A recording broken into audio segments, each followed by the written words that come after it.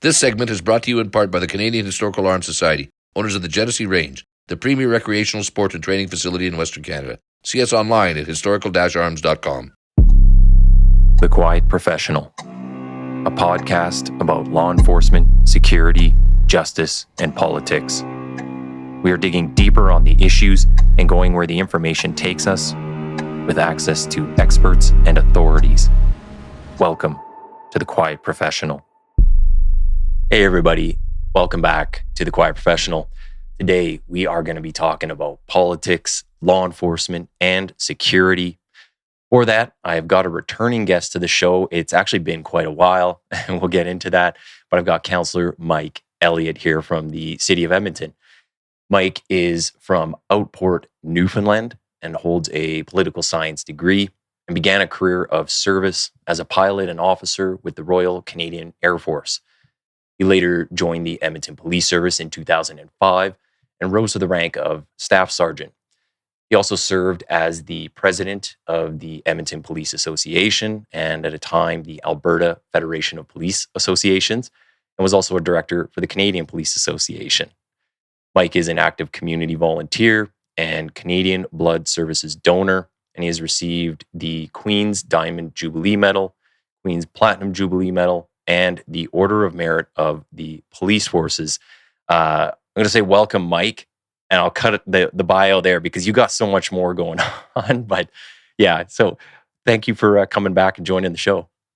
Nathan, it's a pleasure, my friend. And every time I hear that, it's like, no, I shake my head and those things. But it's an honor to be back on your show, my friend.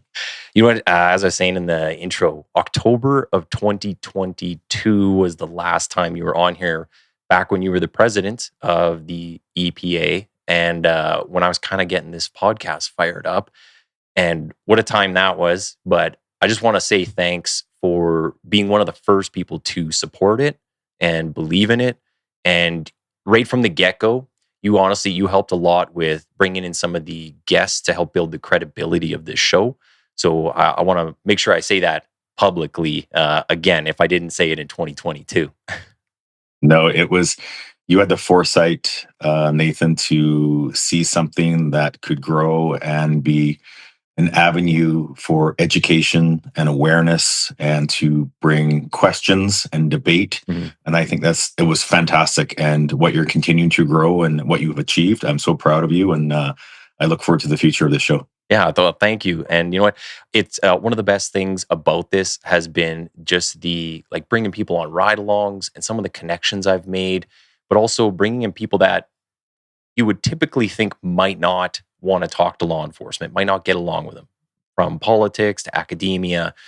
And man, it's bridged so many gaps, and we've been able to have awesome conversations on here and develop continued relationships that have actually benefited both, the citizens of Edmonton, outward from there, Canadians. Now I'm looking at bringing up people from the US for different kind of documentaries and things. It's really cool, the reach that this platform has. And again, just thanks for believing in it from day one.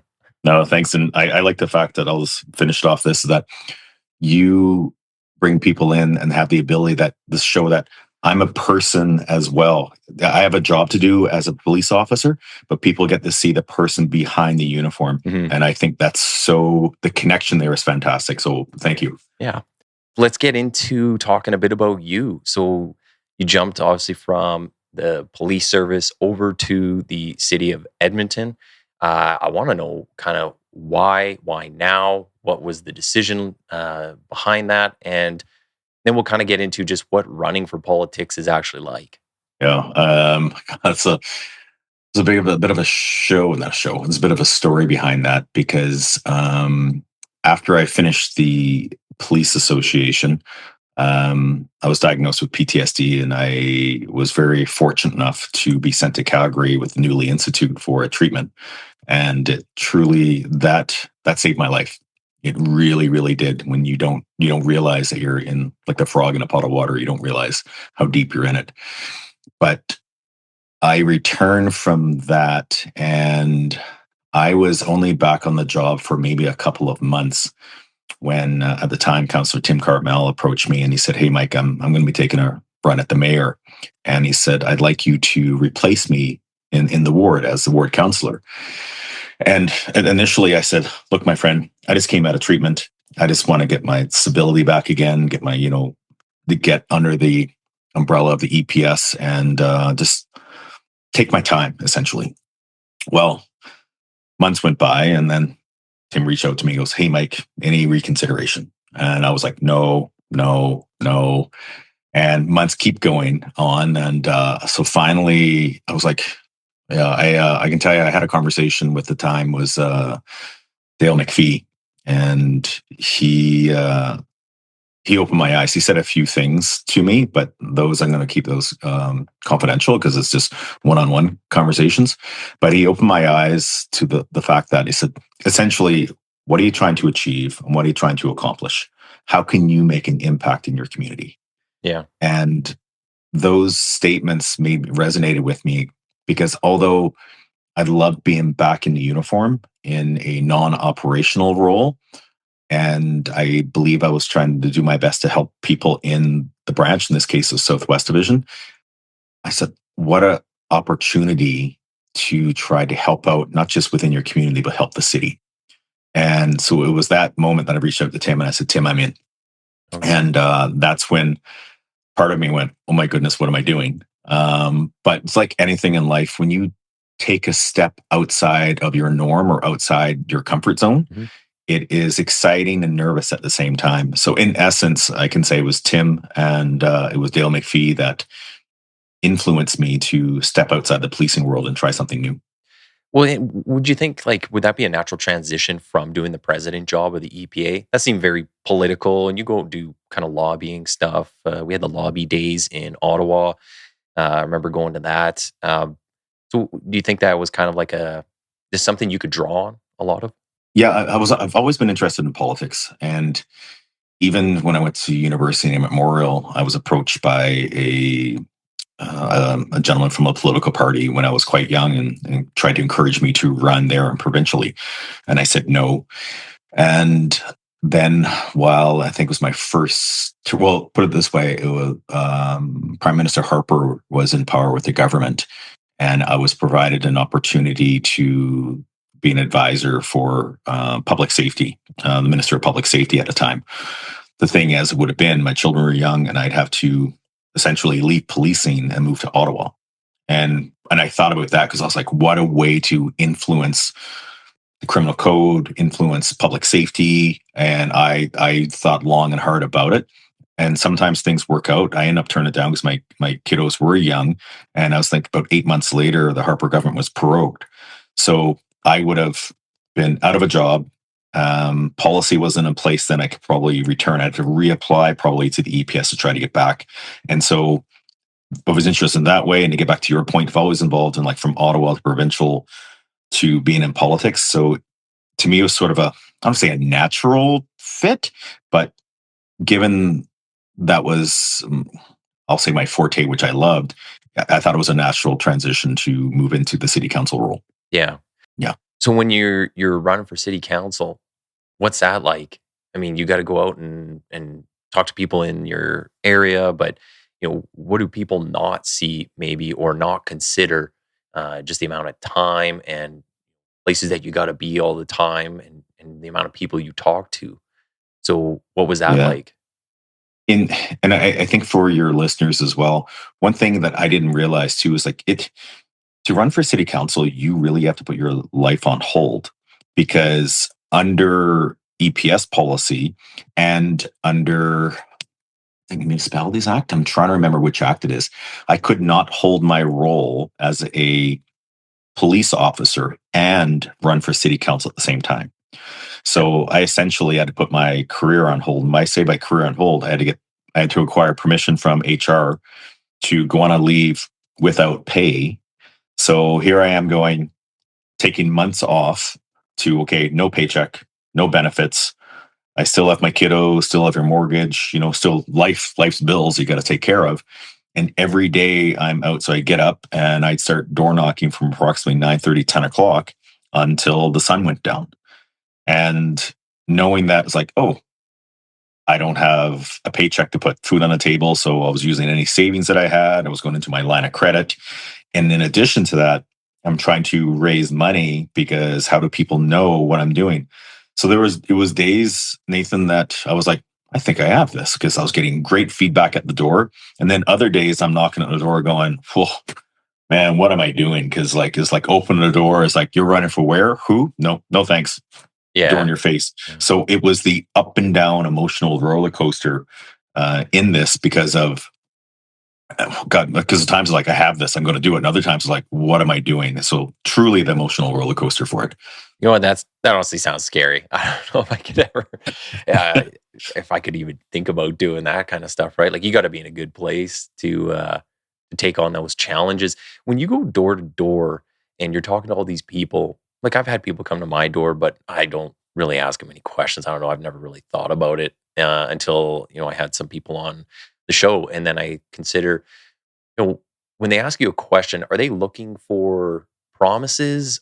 Do they realize how government really works? Because it's like, I can't promise I'm going to get a bridge built. Like, I've got a X amount of other councillors and the mayor and others to, they got to agree on it and find funding. Like, what are they looking for exactly? What did you find when you were out there door knocking? Well, you really get a full slice of society. And I find on the side of very educated to the other side of the very ignorant. Mm-hmm. And no fault of individuals, all depends on what they pay attention to, what they learn, etc.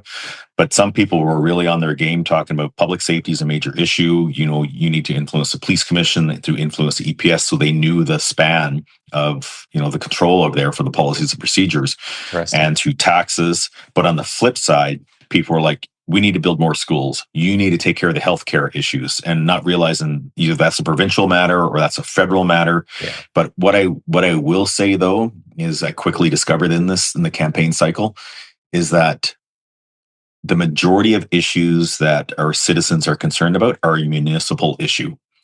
Very rarely people bring up issues that truly are federal or provincial. Like even though I just mentioned schools and healthcare. Mm-hmm.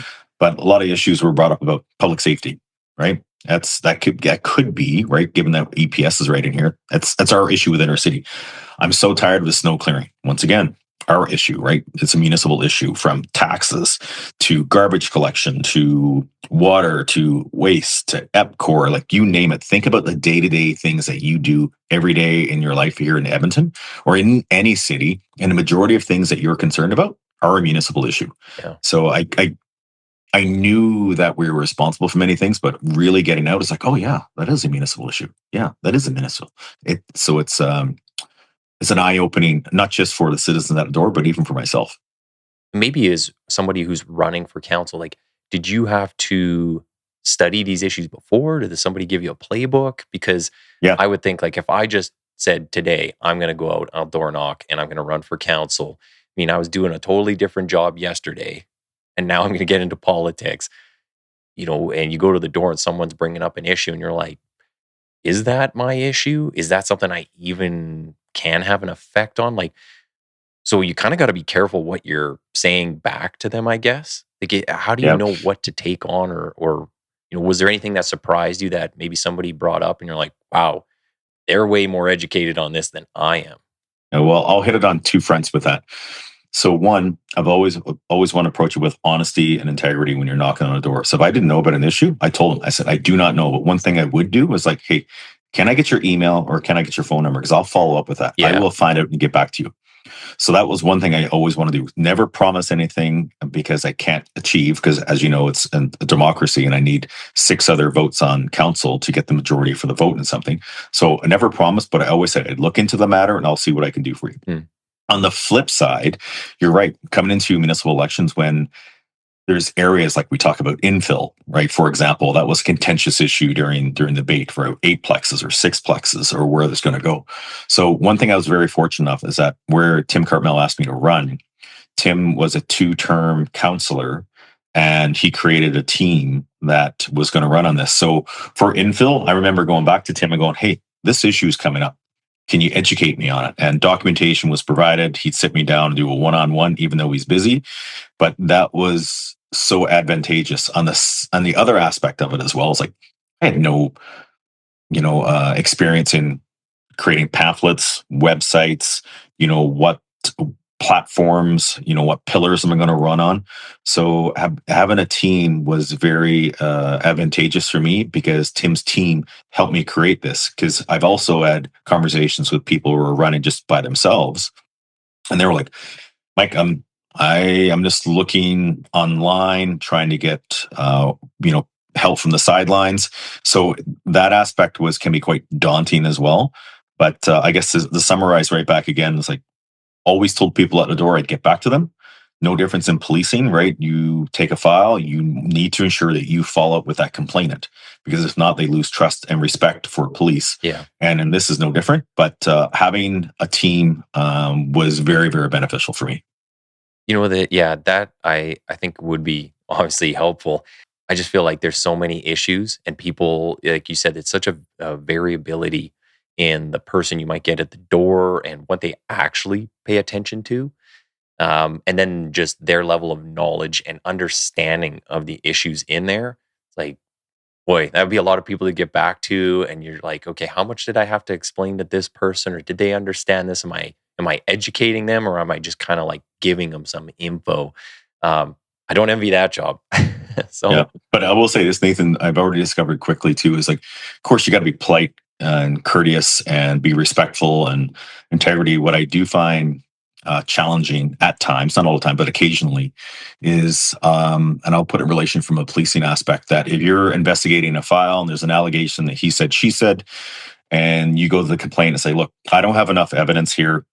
I'm not moving forward with any charges, and that individual may be upset with you. They have the ability to lay a complaint against you, or you can tell them you can go lay your own charge if you so right down at the courthouse. You still give them like some sort of option. It's not the full thing they were looking for, but yes, well, here, maybe I can get you 10% of the way, or 20. Yeah. Whereas in city council, I find there's some individuals that have approached me with an issue, and I'm like, this is what I can, this is what I cannot do.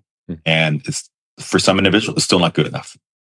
Yeah. And no matter what, they keep coming back and coming back. I'm not satisfied. I have additional questions. And there's times I want to go, look, my friend, there's nothing else I can do for you. I know you're frustrated and you're upset. These are the rules and regulations. These are the policies and procedures. These are the bylaws that we have to follow. And they will not take no for an answer. So the frustrating part for me is, one, of course, maintaining your composure and being polite and cordial as possible. But on the flip side, you just want to go, enough. Yeah. Like knock it off. Because if I had to really worry about every individual, you're going, ooh, that could be a potential vote next time. I really got to be cognizant about what I say. And that's what I find with some individuals. I'll be very direct, polite, and I may lose a vote at this juncture. Like, I don't care, because I'd rather give them the correct answer and not dilly-dallying or providing misleading information or try to push them off just to appease them to get a vote. It's like, no, here's rules and regulations, policies and procedures. Yeah. We can work on things, but I digress there, because I'm just rambling on that, but I think you understand what I mean. Yeah, and you know what, I totally get what you're saying. Like, you don't want to make any false promises, but also you're being realistic when you're addressing someone's expectations. And I mean, that's what we would hope for from politicians. We don't want to just hear all the pie in the sky, nice ideas like we're going to solve, world hunger. Like, yeah, that's not, you're not able to do that. So don't promise that type of stuff. So I totally get what you're saying. When you were kind of entering into this world, did you see yourself as, maybe you were the police guy, or you're coming over from the police side of it? And we know there's been issues between the police service and city council in the past here in the city. So did you see yourself as like maybe being the person who could go in there and educate councillors and say, hey, if you got questions about policing, come to me. Like, I'll try to address them, or I can provide education on a certain topic that maybe before we weren't getting anywhere? Or did you kind of leave that role behind and you're like, hey, I'm just a counselor. I might be able to answer some of these questions or relate to, if we want to bring in the chief and talk to them about something. But for the most part, I'm doing the politician side of things now. Yeah, I took the approach is that I am a city councillor. I'm no longer a police officer, even though I grin, because I still talk about I've been talking to the members. And it's like, no, Mike, I'm talking to my constituents. I've reached out to my colleagues, and it's like, no, they're no longer a colleague because now I'm a councillor. I still default back to that. But the answer to your question is, I never went in and said like, hey, if you got policing matters or public safety matters, come talk to me. But on the flip side, I've had several people, either my fellow colleagues along as city councillors, or even within city council, and constituents have reached out to me as well, because they've been like, hey, Mike, I know you're not my ward councillor. However, given your public safety background, I'd rather talk to you than my own ward councillor. That's interesting. Right. And so that's come up several times. Now, here's this is how it sort of unfolds too. I will always reach out to that ward councillor and say, hey, just let you know, to be on the up and up, this person's reached out to me. So we got a couple of options. You can take it on, or if you feel comfortable, I will do what I can from my end, but I'll keep you in the loop on that. Yeah. Now, to not step on toes type thing. Yes, thank you. And my understanding, right, because it used to be a code of conduct for councillors.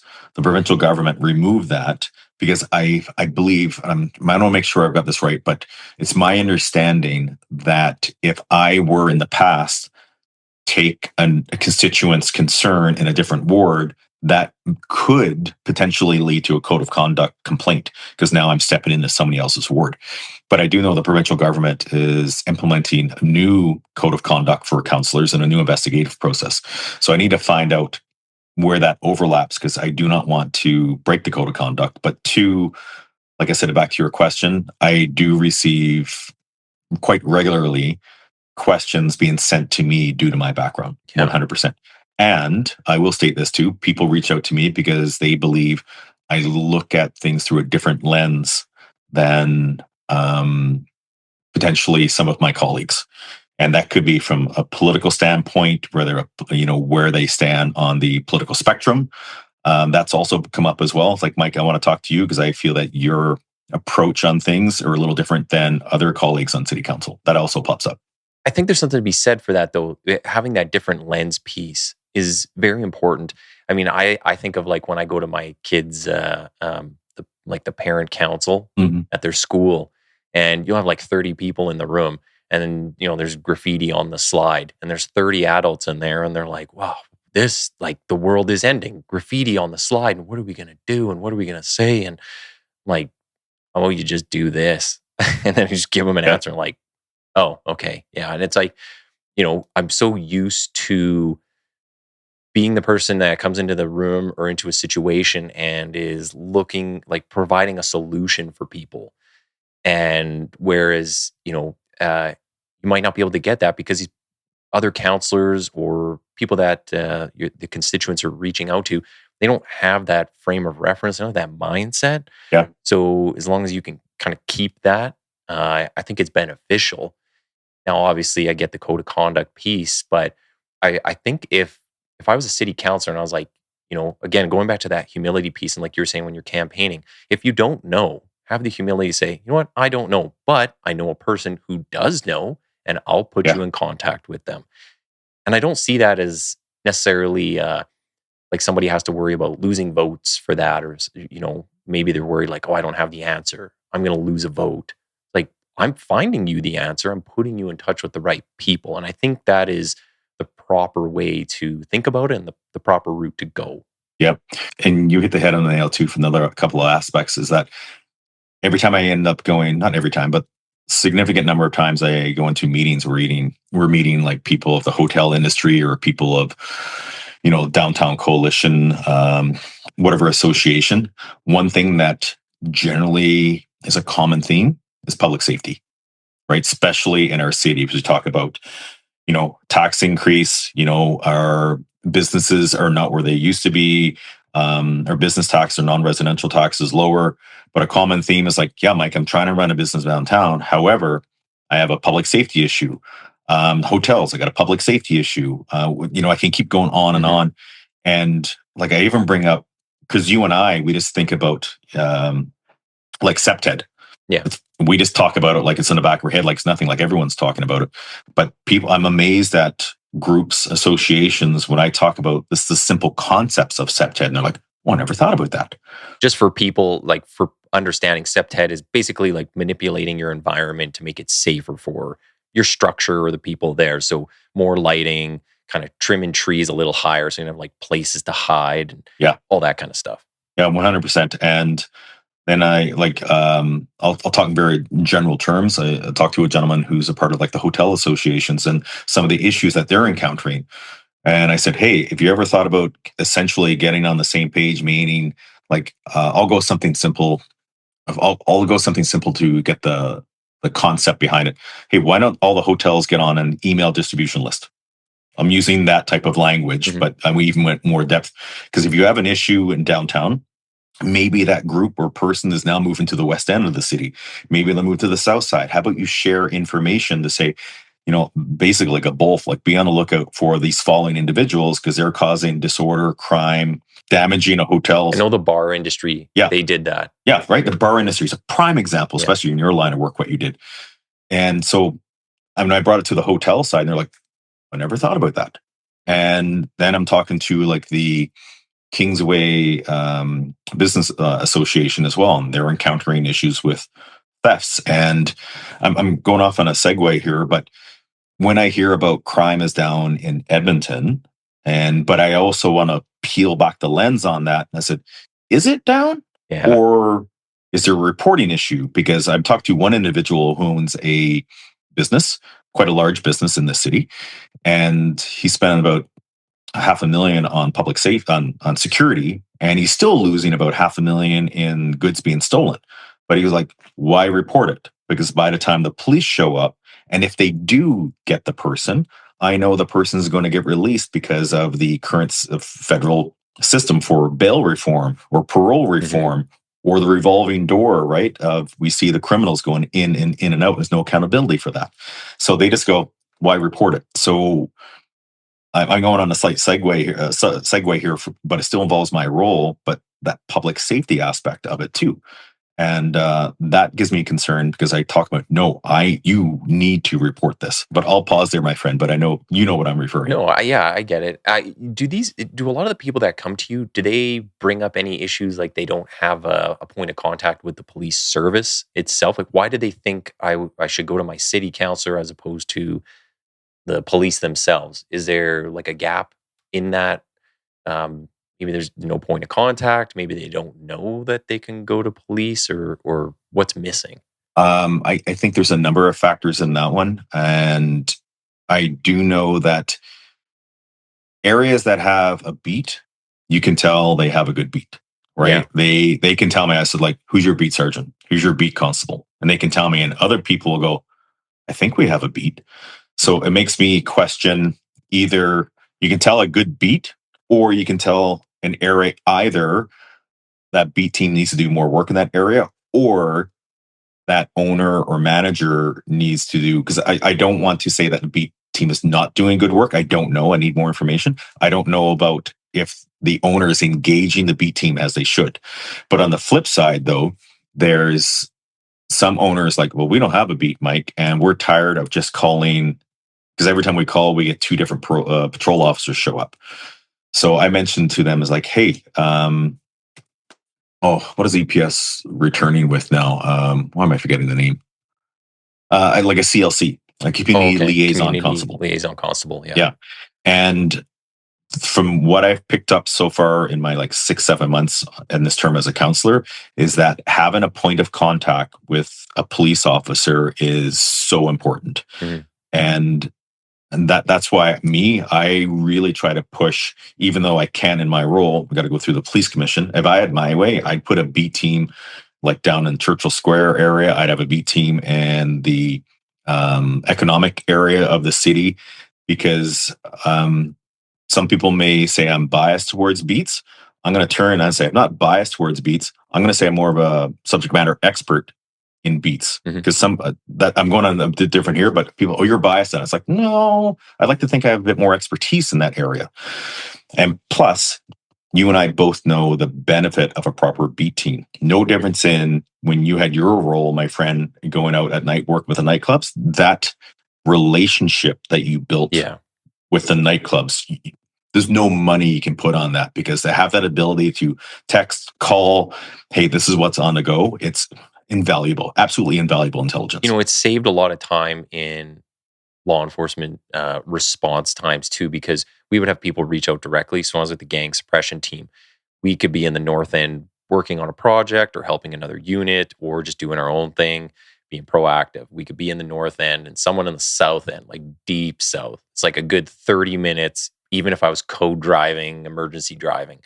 They'll message and say, hey, we have so and so here, or we have this issue where we think this person is, maybe they're in possession of a gun. Like, can you come down here because we heard something?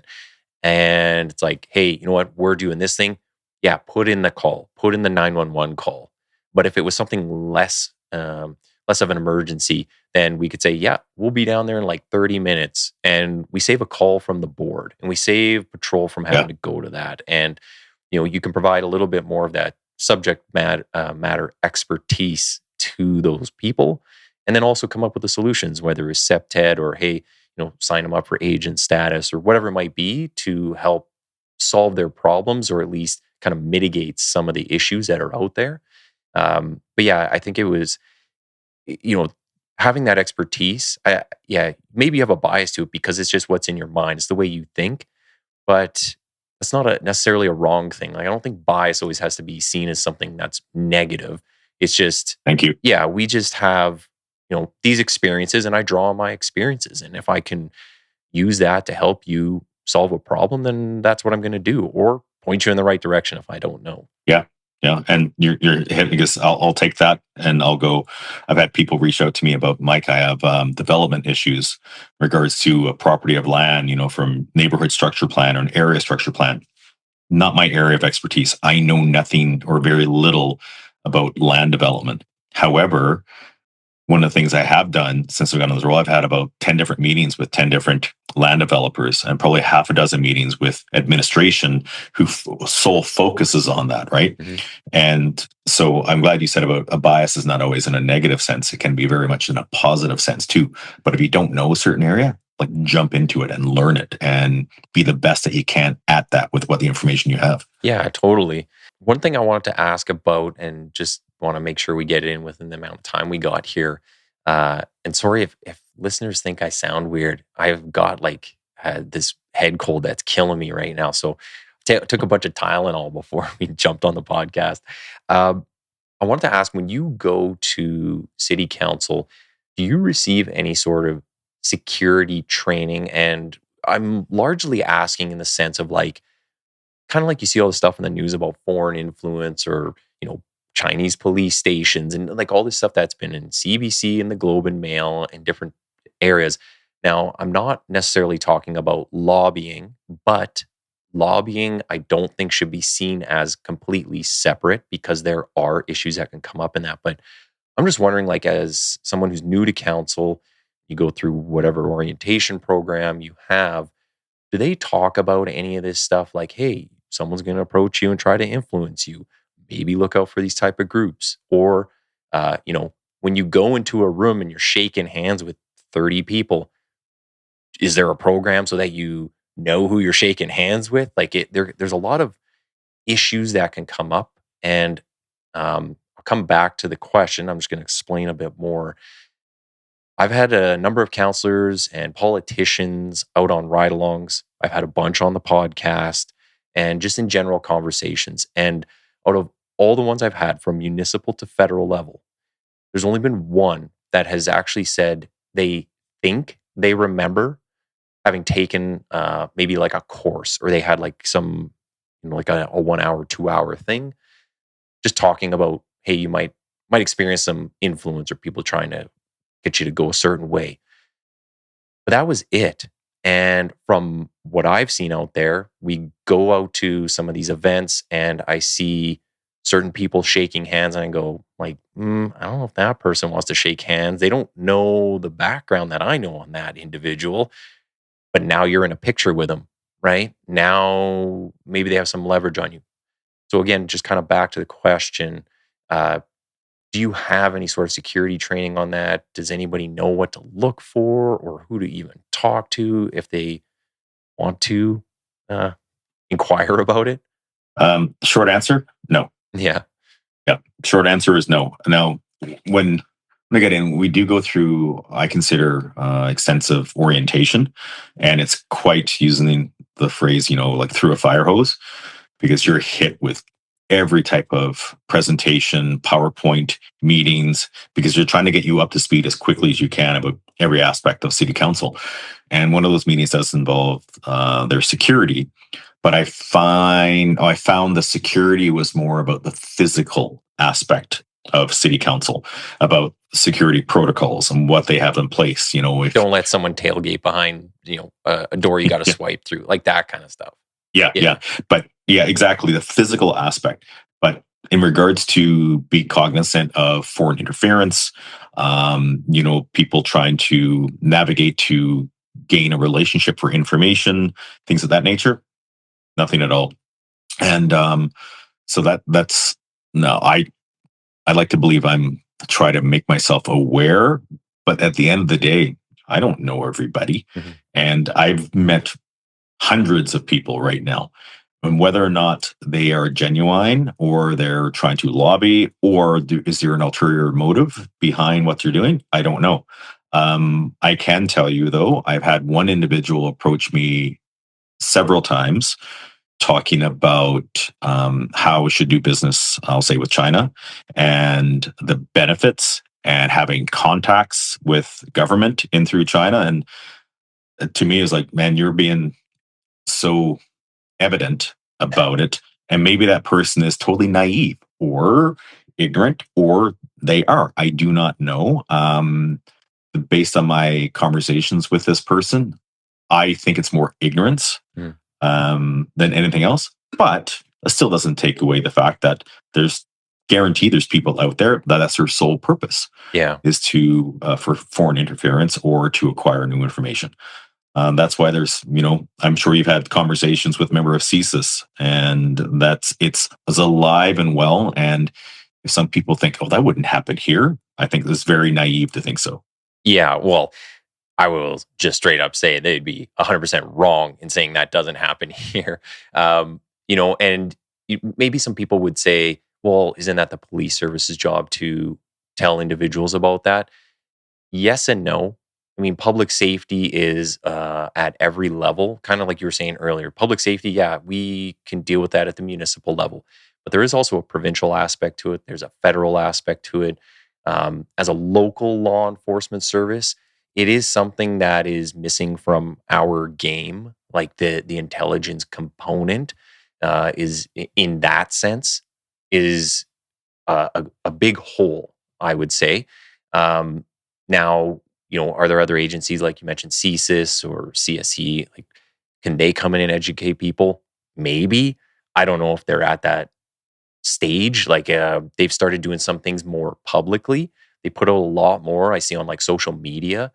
But as for going in and educating politicians and all this stuff, I mean, that would be a very big undertaking. So, I think it would take a whole of society shift. And this is what I kind of am getting to, is like, it'd be nice to see when you do the orientations and all these different things, like safety and security, I feel like should be one of the foundations of everything that a city councilor is involved in.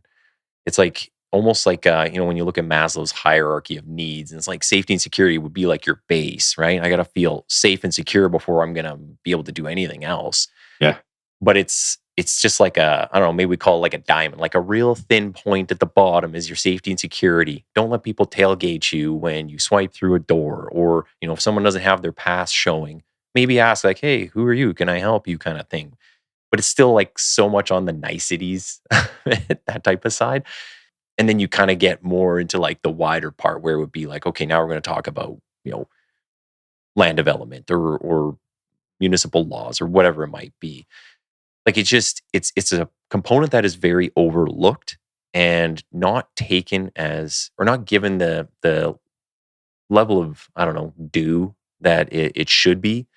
So yeah, it's interesting to hear that like it's not a big component, when really, I think when you're out there every day, and like you said, you've met hundreds of people at this point, not necessarily that not necessarily that you have to know the whole background of every person you shake hands with, but when those people become repeat faces, and you start to see them, and you kind of listen, like, hey, this guy's still talking about this, and he's pushing this thing, and oh, now they want to give me money. Why do they want to give me money? Where's his money come from?